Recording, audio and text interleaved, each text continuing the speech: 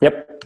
All right. So, guys, welcome back to the Forge Your Life podcast. And today, on with your host, Richard Fu from richardfu.com and the Ultimate Man, I really do have a key person here with me in the room today. It just blows my mind that I have this guy in the room. He wrote this book, guys, right? Key Person of Influence.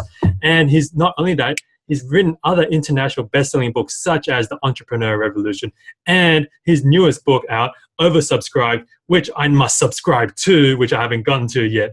This person, Daniel Priestley is his name. If you haven't heard of him before, if you've been living under that rock, if you've been living on another planet, at the age of 21, he built a multi-million-dollar event company, marketing, media management business that just blew up and just created such a huge business for him before the age of 25, guys. He just blew it up like that.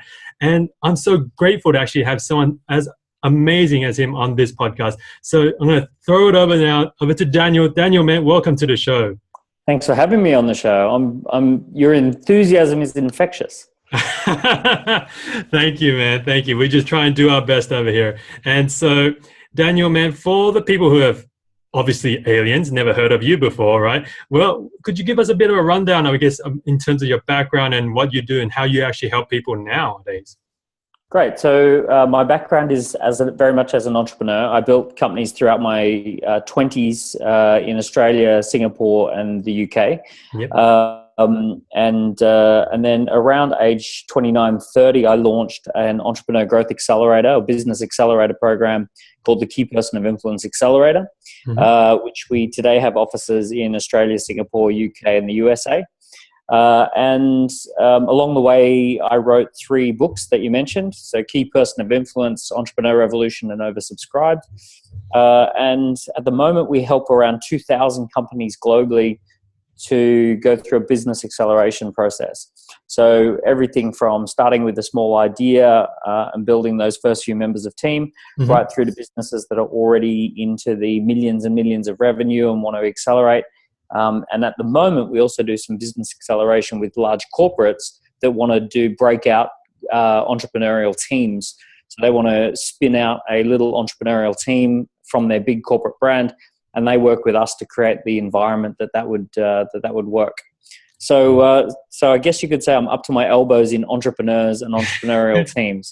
Yeah, it's basically like, you are the definition of entrepreneur, isn't it, Daniel? You've grown up in that way, and you just really have brought that out. And I really love what you do, because it sounds like, would it be fair to say that it's kind of like an incubator program that you have as well, that you help start them from like basically before they're even born, right? From, like you said, the idea stage. Less and less. At the moment, we do take on a few ideas, but more of what we do is the acceleration. So the difference would be that incubation is about taking an idea into its first sale, into its first product. Acceleration would normally take a company that's got revenue and help it to scale. So most of what we do would be the scaling. Most of what we do would be helping companies that have got 6-7 figure revenue go up a gear. Yep. A little bit of what we do is the incubation stuff. Okay, gotcha. Makes sense. And Daniel, what I wanted to touch on was really, I was listening to one of the interviews that you did, I think must have been last year, and you were talking about the Key Person of Influence, right? Which is still a huge program. It's huge over here in Australia. I know a lot of people are in it, and it's phenomenal, right? It's just you've built it out in such a way where you basically, I'm pretty sure you basically stepped away from it now, and it runs itself, basically, to help a lot of people. Well, I live in London, and the Australian Key Person of Influence program is headed up by Glenn Carlson. Glenn and I go back to high school, and we built companies together. So the two of us have worked together for many, many years. Glenn is a remarkable entrepreneur, someone who's just a force to be reckoned with, and he has the ultimate kick the door down energy when it comes to making things happen. So he heads up the Australian team, and rather than me stepping back, it's one of those situations where there's not a lot required from me, simply because Glenn is at such a peak level of awesomeness. There's not enough room for both of you to rush through that door, is there? That's right. So I have the northern hemisphere. He's got the southern hemisphere, and Singapore sits right on the equator. So we somehow meet in the middle there. Ah, gotcha. I love it. I love it. And what really resonated with me the most, Daniel, was when you were talking on this interview, and you're talking about how the key person of influence isn't about, stepping into the spotlight, but becoming the spotlight for other people. And I wanted you to share a bit about that, so that people who are listening, who are watching this interview, really understand it, so that they can, we all want that spotlight, but then there's actually something more behind that, isn't it, man?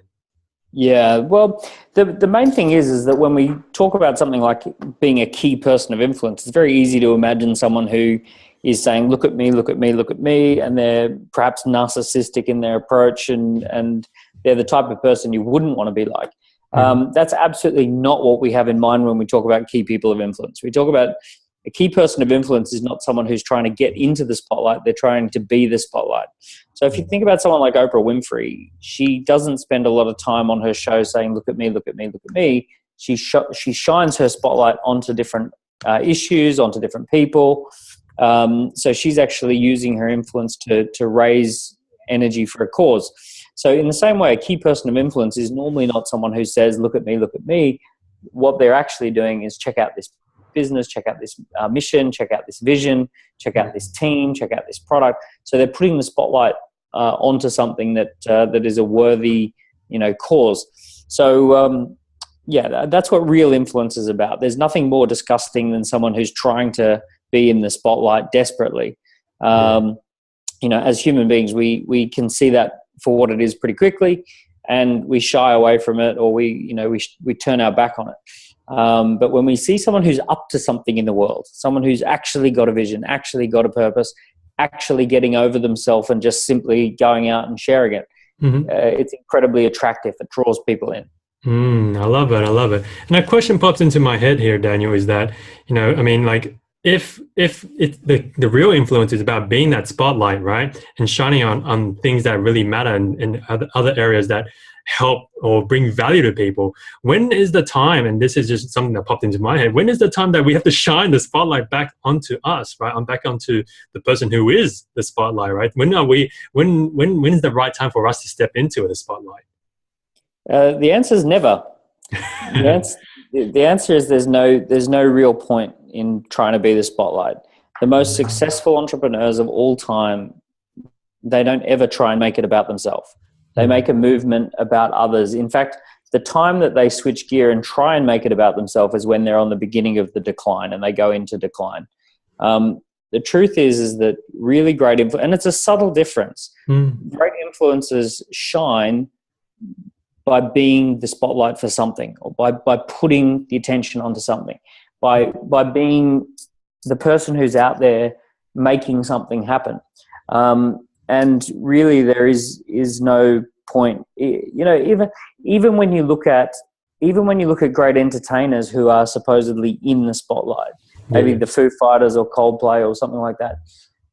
When you interview them, it's not about them. It's about the experience that they're trying to create for the audience. It's about the experience that they're trying to create for the listener. They show up for the fans. They show up for the person listening. They're not showing up to be in the spotlight. They're showing up to deliver something that they think is important. And really, there's never a time to switch gear. There's no point trying to be in the spotlight. Even if you think about it, the spotlight is the power. So you take the spotlight away, and there is we're all just sitting around. So what I mean by that is that the person who wants the most influence needs to be up to something in the world. They need to have a cause bigger than making money. They need to have a cause bigger than their own personal gratification. They need to be focused on the user, focused on the person who's ultimately receiving the value, and constantly getting over themselves, constantly getting out of, this isn't about Elon Musk. It's about creating electric vehicles, creating rockets, creating solar panels and hyperloops. It's not about Richard Branson. It's about championing a cause, championing the customer, having fun, shaking up old industries, creating a team that people want to be on. It's not about Steve Jobs. It's about, creating a revolution of people who think different and have the tools to do so, and using technology to transform liberal arts and creativity. So the idea that you ever focus on yourself and your own personal wants and needs or your own ego is a non-starter. There's never a time. Oh, Daniel, I'm serious. I'm just sitting here, just boom, right? The brain just exploded. That was amazing, man. And it totally makes so much sense because, it's kind of like if you want to be a key person of influence, it's not about you, it's not about what you're doing, but it's about the mission behind it, right? It's about all the elements of why you're here. It's creating that movement, right? It's not about you, it's the movement itself. Yeah. And I think it's basically what sounds like, you create a ship, right? And you move that ship, you're taking everyone on this journey, right? You're just to be maybe the captain, right? The entrepreneurship. Yeah, exactly. And I wanted to talk about that because I know beforehand we were talking about that, this is one of the really key things that I think a lot of people forget is that, to be the key person of influence, I mean, to be that spotlight, you also need the electricity. You also need, the other people on hand to help point the direction of the spotlight and to help point the direction of the ship. And so in an entrepreneurial business, Daniel, you've launched so many, right? What are the key roles that actually exist and that people need to start focusing on rather than stop being the solopreneur that we all think that is everyone's champion? Yeah. So I'm not a big fan of the term solopreneur. I understand it. I understand the movement that's taking place, and I wrote about that movement. But the reality of entrepreneurship is it's a team sport. It doesn't really exist. It's like saying I'm a solo football player or I'm a solo champion tennis player. Sometimes you could look at Roger Federer and think, oh, well, he's a great solo sportsman. He's absolutely not a solo sportsman. He has an entire team of people who travel around the world with him, making sure that he wins the tennis. Yeah. In the same way, you might look at David Beckham and he's a standout player. Well, he's a standout player when he's with the right team who can kick him the ball.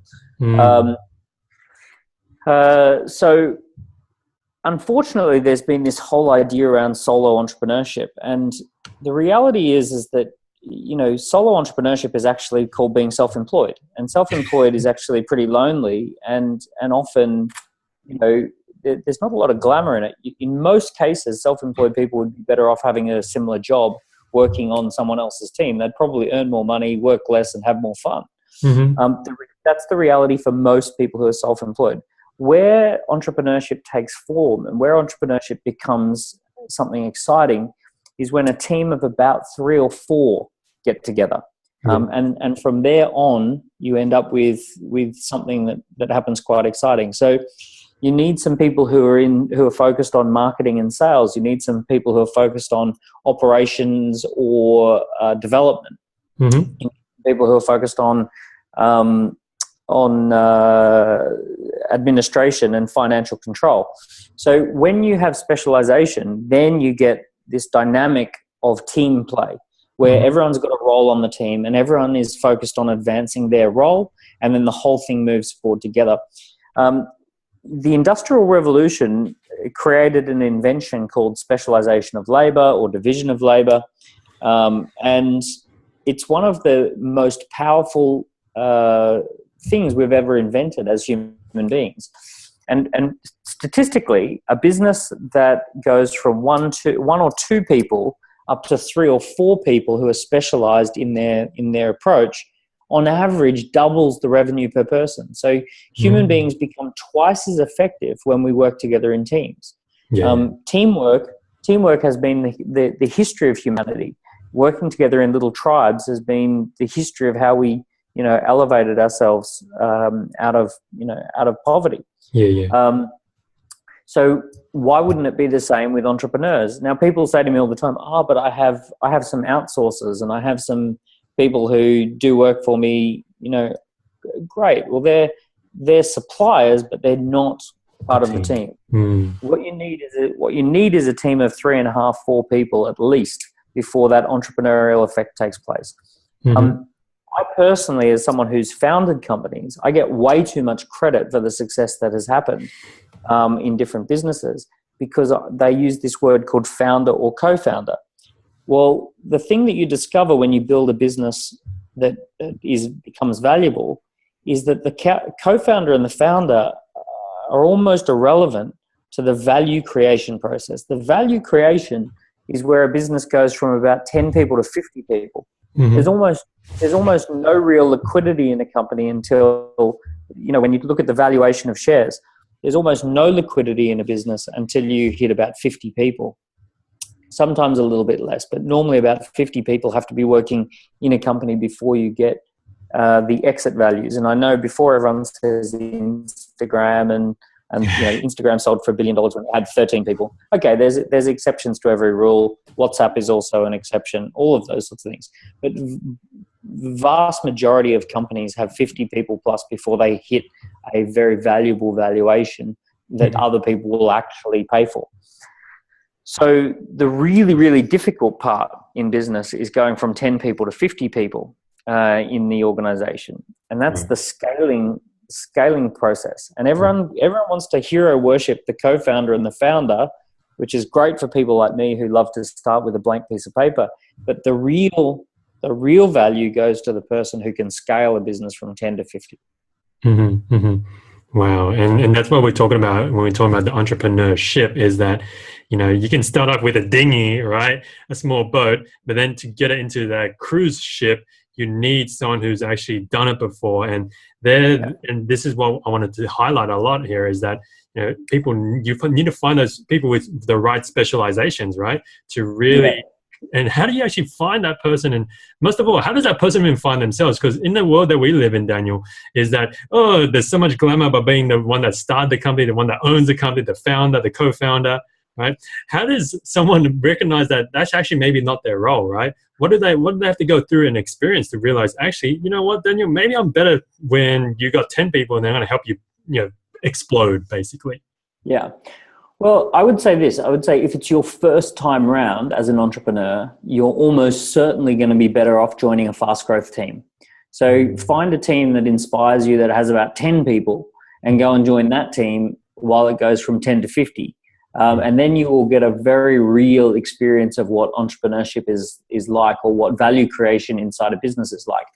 I personally went and worked for 2 to 3 years for a mentor who scaled his business I joined when I was person number 6, and we took it all the way up to about 40 people before I left. But I had an experience of what the business looks like when it changes from a business running out of somebody's house to a business that has offices and structure and process. And I felt what it was like to go through that. Mm-hmm. I was also on the front line selling and marketing, so I actually knew how much it cost to generate users and leads and all of those sorts of things. The reality is that if you look at the PayPal organization, PayPal was Elon Musk and Peter Thiel's not their first business, second or third business. And then they hired all these really dynamic people who were the first 10 to 20 employees. Now, all of those people are now known as collectively as the PayPal Mafia, because about 10 of them have gone off and started multi-billion-dollar businesses. So YouTube was started by an ex-PayPaler. Yammer was started by a PayPaler. Obviously, the Peter Thiel and Elon Musk businesces. But there's a host of billion-dollar businesses that were started by those first 10 to 15 people at PayPal. Mm-hmm. LinkedIn was another one. So what you actually discover is that most entrepreneurs are first people who are on someone else's ship, and then they get a ship of their own and build a team because they've had that experience. So for young people, I always say, stop looking to be a founder or a co-founder. Go out, find a company that's doing something you're totally inspired by that is currently at around 10, 15 people, and go join their team and add something to it. And you will discover more about entrepreneurship that way than trying to start from scratch. Here's the numbers. I live in London in the United Kingdom. Yeah. So in the UK, there's 5.2 million businesses. and less than 1% have ever hit 50 people. So out of all the businesses that exist, in fact, it's only about 250,000. So it's half of 1%. 250,000 businesses have ever got to 50 people or more. Yeah. So that tells you that anyone can start a business. Anyone can do that. 5 million people have gone out and registered a company. 5 million people have gone out and registered a business name. 5 million people are running around saying they're in business. Less than 1 in 200 businesses have ever hit 50 people. So what does that mean? It means, it means that it's hard, it's difficult. There's strategies that most people don't know about. So that's part of it. The other thing too is most people might say, oh, well, I don't even want a company of 50 people or more. Maybe you just maybe you're on a lifestyle business. Well, I've interviewed literally thousands of people who have a lifestyle business, and always, and I'm not talking about sometimes, always, it's 3 or 4 people up to about 10 or 11 or 12 people. So even when you see someone who appears to be a business all by themselves, there's always a small team behind them. So some of the most famous people who talk about, living a lifestyle and lifestyle business and, working 4 hours and all those sorts of things, behind them, they have a small team. And that small team is constantly managing things and working them. And they've got an executive assistant, they've got a sales and marketing person, they've got an operations person. All of that is covered, which allows them to live that lifestyle. When I meet people, and I've interviewed thousands of people who are all on their own, all by themselves, they say, I work really, really long hours for low pay. I get very frustrated. I get distracted. I get pulled in this direction and that direction. So the solo lifestyle is actually a myth. What you actually have is all the downsides of business plus all the downsides of employment without the benefits of business and without the benefits of employment. Yeah. Gotcha. And it's so a team sport. Business is a team sport. There's no question. You can have a little team or a big team, but business is a team sport. I love it. And so, so eloquently put, man. I mean, like, I've never really heard it in that sense where how important it actually is to have that team in there. And so, Daniel, it's been an absolute pleasure to have you on here. I know our time's short, and I just want to keep asking you questions. You're just like, oh man, you're just like a mental Google, basically, right, for businesses and entrepreneurship. And so, Daniel, I'd love to start wrapping this up here. And basically what we're going to do here, we're going to enter in a lightning round where we just have some questions for you. And hopefully you have some lightning awesome answers on the rapid fire. Let's do it. Fire. That's it. And so, Daniel, this is one of our signature ones that I love the most is, it's called our time travel moment. And I'm sure you've had this before. But if you could go back 10, 15 years, right, whichever time period works best, or in a specific moment for you where little Daniel, right, was, you would have liked to have gone back at that point and told yourself, to little Daniel, one piece of advice, what would that be, man? Learn to code. Learn to code. Yeah. The internet's coming. Learn to code. Yeah. Any particular language in particular, man?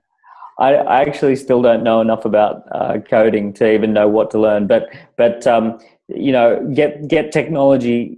I would have said no matter what you do, tech and media are going to be a big part of your life for the rest of your life. So learn tech, learn media early on. Love it, man. Great advice. And so then the next question here for you, Daniel, is, I'm sure you've had heaps of advice and, you got so many knowledge bombs within yourself as well. So, what's the one best piece of advice you've ever received, be it in love, relationships, business, health, that really resonates with you almost on a daily basis? Well, I'll stick with business. And the best piece of advice I got was income follows assets. Income follows assets is a really great piece of advice because it gets you focused not on just running around being active, but creating assets. So an asset is anything that would still be valuable if I got hit by a bus. So a great brochure is an asset because the sales team can use it whether I'm there or not. A great website is an asset. A great system can be an asset. A YouTube video that's just playing to people all the time could be a great asset.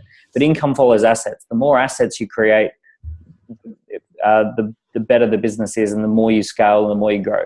So the goal is to create assets and then sweat those assets. Not to be busy, not to be active, just to be focused on the process of asset creation.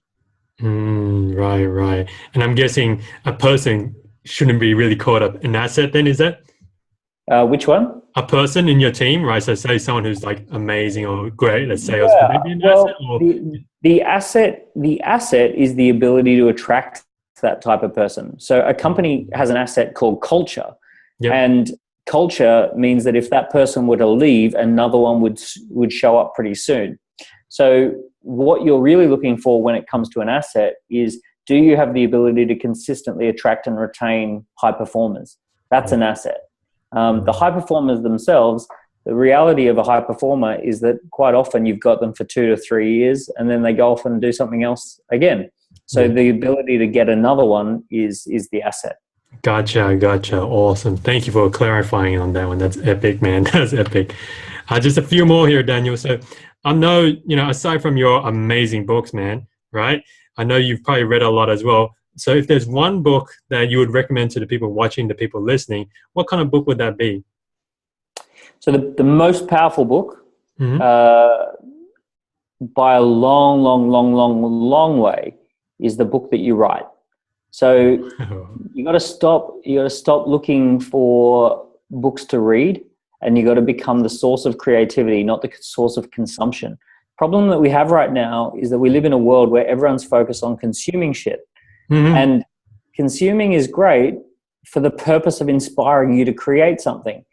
My guess is that you've already read enough books, listened to enough stuff, seen enough stuff to be inspired to create something. I would much rather, if you're looking for the most powerful book that will change your life, I'd rather that you write one rather than read one. So I know that that's not the question, but that's the answer that I'll throw out there. The book that changes your life is the one that you write, not the one you read. Daniel, I'm just like, oh my God, that just like out of nowhere, right? And that was epic. And it's a good thing, right? It's so powerful. Is that I love it that you say we consume so much and we just don't actually put stuff into action. We don't actually do stuff. And so I love that you hit on this so much, especially for the entrepreneurs listening, is that, stop listening to all the other stuff. Stop watching all these inspirational things. Stop doing all these things and start going in and doing stuff and taking action. So I love that, man. I love that. So thank you for that. So I'll let you pass without having to answer that question. So just a few more here, last two ones. So Daniel, to you, what is real, true wealth for yourself then? We all think about wealth in certain aspects, but what is it to you? It's creative freedom. So creative freedom is the ability to create, the ability to turn an idea very rapidly into something that delivers value in the world. So I think when people talk about having passive income and they talk about having being rich and having a lot of money in the bank, the reality of all of that stuff is actually it's not very exciting unless you're up to something in the world. So I know people who have enjoyed. I know people who've got £20 million in the bank or $50 million in the bank, and they reminisce and they dream about how fun life was when they were in university, sleeping in a house with 6 of their friends on the mattresses on the floor, eating pasta and sauce because that's all they could afford. But the reason they fantasize about that time is because they had creative freedom. They were creating something. They were making music with their friends. They were writing articles. They were, creating university assignments. They were hosting parties. Yeah. And then when they've got 50 million, they spend all their time focusing on not losing 50 million, and they're focusing on wealth protection strategies and wealth, preservation strategies and all this bullshit. And if you boil it down, human beings come alive when they have creative freedom, the ability to make something, the ability to deliver something to other people of value, the ability to take an idea and see it happen in the world. So true wealth is, and if you think about it from that point of view, then a lack of health would cost you creative freedom. Too much stress would cost you creative freedom. Ironically, too much money will even cost you creative freedom, because creativity happens under pressure. And if you've got all this money, then most of your creative energy goes into preserving it as opposed to creating new stuff. And also the material, the drive to create something out of a little bit of necessity also goes away, because you've already got everything paid off. Yeah. So the greatest gift, the greatest wealth, is to be in a space of creative freedom. You just keep piling it on, Daniel. I'm just like, oh my God, I can't keep up. I'm just drowning in all this amazing knowledge you have. I'm gonna have to seriously listen to this again, because it just blows my mind. And I'm not even gonna ask the last question, because I mean, what you've shared, just even with that one, I think we want to end it there, man. And it's so amazing. Then Daniel, an absolute honor and an absolute privilege to have you here to share what you have, man. It's amazing. And for the people listening, Daniel, where's the best place for them to contact you to learn more about what you're doing and I guess get in touch with you? Cool. So you can follow me on Twitter at Daniel Priestley. You can go to keypersonofinfluence.com, which is where you'll find a ton of blogs and content. Take the Key Person of Influence scorecard, which is a great tool for testing and measuring your influence. Visit our events that are happening all over Australia and the UK in March and April, which you can find on keypersonofinfluence.com. Check out the books on Amazon, or just stalk me in the streets. Or just everywhere else around the internet, right? Yeah. Awesome. So Daniel, I mean, to wrap up, is there anything else you want to share with the people watching, the people listening, that we didn't get the chance to share over our chat so far? Well, the only thing I'd say is this. I'd say that we live in truly remarkable times. There's never been a time like this in history. Unless you were born in an incredibly wealthy family already, in no other time in history would you have the opportunity to create, to travel, to connect, to make communities of people all over the world.